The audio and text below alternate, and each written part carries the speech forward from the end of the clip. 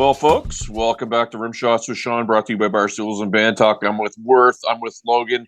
All the pretty things. I love that name. I kind of feel like, it's kind of like the music is pretty, but it's not like so pretty that, you're wearing lipstick and all that good stuff. So it's kind of a little bit of a play on words, but I like the name. We've talked about that in the last segment.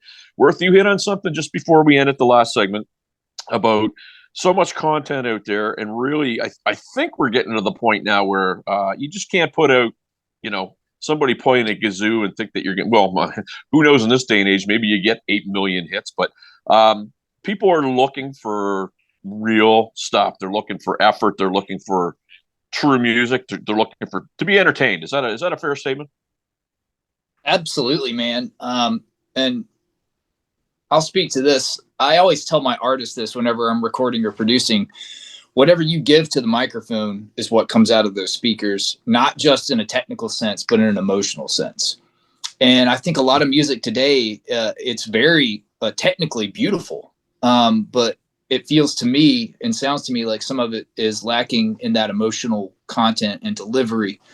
And it's genre specific, of course, but what I think we were trying to do with this project was to present all of these deep-seated emotions, or what Logan has to say through his lyrics and his melodies, or what Tristan and I have to say on guitar, or Jeremy on the drums.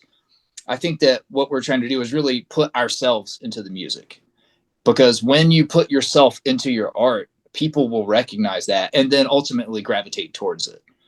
And so that's a message that I share with my artists that I work with. And that's something that we've really honed in on and tried to focus on with this band.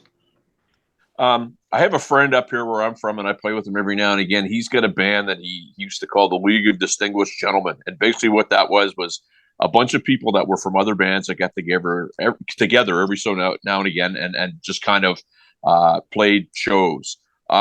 I'm reading your bio, and I could put you guys in kind of the category of a League of Distinguished Gentlemen because you're a sum of parts of other bands. Logan, why don't you tell my viewers where your people come from, because it's pretty interesting. Yeah, so Jeremy, our drummer, who is just an absolute insane drummer, he has been playing with a band for a while called Alisana, and man, they are just so badass. And I mean, he is doing serious work behind that drum kit for them, and he's been doing serious work for us too, man. I don't know how he does it, but I mean, he's a total beast. Worth was touring around and was a member of He Is Legend for a while, and they're from our hometown. Just another absurdly good band. I mean, it's like just the originality, and I'm sure the experience that Worth got, we don't really talk about it a lot, but I'm sure the experience Worth got touring with those guys and playing those songs, really shaped what he does now too, and his level of expectation for himself. It seems like, he's got my man's got pretty high standards over there, and it comes through, I think, in all our stuff. And then Tristan played with Chiodos, another just rockin' band from the scene, pioneers, really. I would consider all of these bands. And I played with a band called Demona Waits, which was kind of like this. We played a number of shows with He Is Legend and with bands like Between the Buried and Me and stuff like that. And in the region, it was more of like what would you call that? Like a prog metal kind of stuff. Yeah, it was like prog metal. It was wild. Kind of more instrumentally driven than vocally driven, for sure. Yeah. Up here, I get to take part in a couple festivals. It's interesting because when you're not part of a certain scene, and then you get into a scene because you're playing a festival and it has all kinds of different genres, and then you learn about, wow, I didn't understand that this band was in my own backyard, or this genre was in my own backyard. Do you guys, based upon what you're just saying, Logan, with playing with some of those bands, you find, Worth, maybe that you're seeing some of that? You're finding bands and acts and different sorts of genres that you didn't know were there? Yeah, to a certain extent. I mean, a lot of that just really has to do with, where you're looking, what's being presented. Like I tend to focus on the artist that I'm working with, so I kind of get a little tunnel vision sometimes. But yeah, man, I mean, it's definitely out there, and it's just sometimes you have to look for it. Yeah, and it's tough. And I mean, obviously, you're doing your own thing, and you're focused on you. Mm-hmm. I'd be interested to get your take. Though, now you being a producer, Worth, obviously you're gonna focus on your thing, but you to keep the lights on and the bills going, you gotta produce other people too. Correct. Interesting.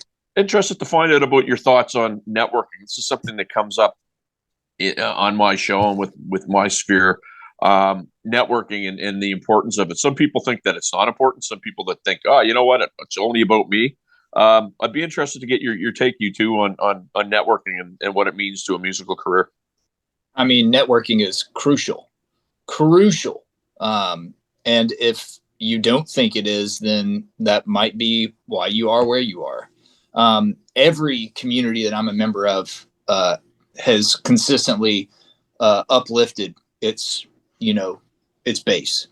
And I find that if I can't do a job, if I'm busy or if I'm not suited for the band that wants to record, then I'll kick it to my buddy, who also is a producer that has a studio, and we work together to build each other up. The rising tide raises all ships. That's my mentality and my approach. And there's no need to have any ego or jealousy thrown into that mix, because we're all creating art and music for the purpose of joy and to share that art with a fan base. And I think that ultimately, if you can utilize your network not just to benefit you but to benefit the community, then that's a beautiful scenario to get yourself into. Well said. Logan, your thoughts on that? Oh man, yeah, I think networking is absolutely important, and I think to speak to sort of what Worth hinted at is like in the past, I think with a lot of my projects, I did do a lot of putting just the art and just the Logan before all the logistics behind actually being in a successful musical act, and I didn't do as much networking as I should have. I didn't nurture that as best I could, and one thing that's been really great is, our manager, Jamie, who's an absolute pro when it comes to networking, is really, really staying on us about that kind of stuff in a good way. Like she makes sure that we prioritize that kind of thing, and that we always do our best to make a good impression, and we pay people the respect they're due, and hopefully that they'll give it back to us. But man, she's been an excellent mentor in that regard. For Well, I'd sure. agree with that. I've got to know Jamie over the last year, and I mean, she's kind of we see her picture here, but she likes to stay in the background. But one of the things that I got about you guys right away, she had a post, and maybe it was last month, where I'm jumping into management, and I was like, that's kind of cool. And my first thought was, hey, try something that maybe you've done before, but you haven't done in a long while. Kind of keep reinventing yourself, because that's the way that new ideas come up, freshness happens. You keep pushing the ball up the hill, and eventually you never maybe get to the top of the hill. You don't want to get to the top of the hill because what's to do after that? But so in that regard, what you guys are talking about is bang on, because I think networking is everything, man. Like, if you're just going to get together and put four guys in a room and record and never do anything with it, what's the point? Yeah, This is true, man. and Very true. the networking thing can also be really just rewarding. I mean, it's cool to get to know people who have similar interests as you or in a similar field, and there's a lot of great people out there that are really talented, and there's a lot of awesome connections you can make, and you can have fun while doing it. Great point. And through this little thing, I mean, again, I'm up here in Eastern Canada, but I've got friends around the world who I've never actually sat across from a table and had a beer with, but at any given time could shoot them an email or have a Zoom call or whatever. And it's cool, because the one thing that I'm finding is, as big as the music community is, it's really not that big. Everybody is kind of, that whole 6 degrees of Kevin Bacon thing is really a real thing. Like, and I'll give you an example. A number of months ago, I see a social media post with Jamie and this friend of mine who's in LA, and I had no idea the two of them knew each other. And it's like, my first thought was, thankfully, I've been nice to both of them, or they're talking bad about me right now, right? But my point is the music business is small. For as big as it seems it's a really small community. Is that a fair statement, Worth? I would agree with that 100%. I mean, whenever we got this project together and started working with Jamie, it was pretty amazing to find out how many mutual friends we did have. It was just like, oh yeah, I know him, and I've known him since 2004. You know, and it's just it was just a kind of a random occurrence, but it's really not that random. You know, I've heard it said that if you know 1,000 people, you are connected to almost the entire world through those degrees of separation. So, you know, and then it also gets, you know, more condensed whenever you get into a specific isolated community, like the music industry or the film industry, or, you know, insert whatever. And I think that you, once again, utilizing those connections and networking is just a part of the process. It's a part of building up your brand or your band or however you're trying to move forward. But for us and for me personally, I always try to once again make sure I'm not just asking for something, but also giving something as well. You know, like I just don't want to hound someone for information. I want to be a good hang, a good human, and, you know, just show respect and appreciation for those people who have taken time out of their day to help me out or help us out. You know, it's a great point. You say great hang. I have a friend that always talks about, you know, don't be an a-hole, be a good hang, be the person everybody wants to hang out with. Everybody has that person on their list who you see an email or a text from. You know, it's how you doing, and it's not how you doing. It's okay. Here comes the ask all the time, right?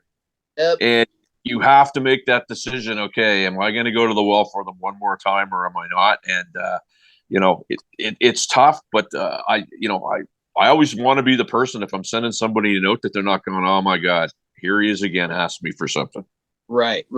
You know, and that's kind of that's a fine line to walk sometimes.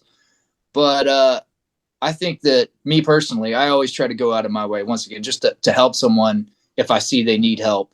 And, you know, I don't expect anything in return. I put that energy out there, and so far in my life, it's come back to me in spades. So I want to do a little business for you guys here before we wrap. So we'll get to that in one quick second. But you being a producer, if I had, say, you know, all the time I get people from all over the world. Geez, I'm looking for somebody to bounce some ideas off, a producer, or whatever. Is that something that I could kick your way if somebody was looking for somebody? Certainly, man.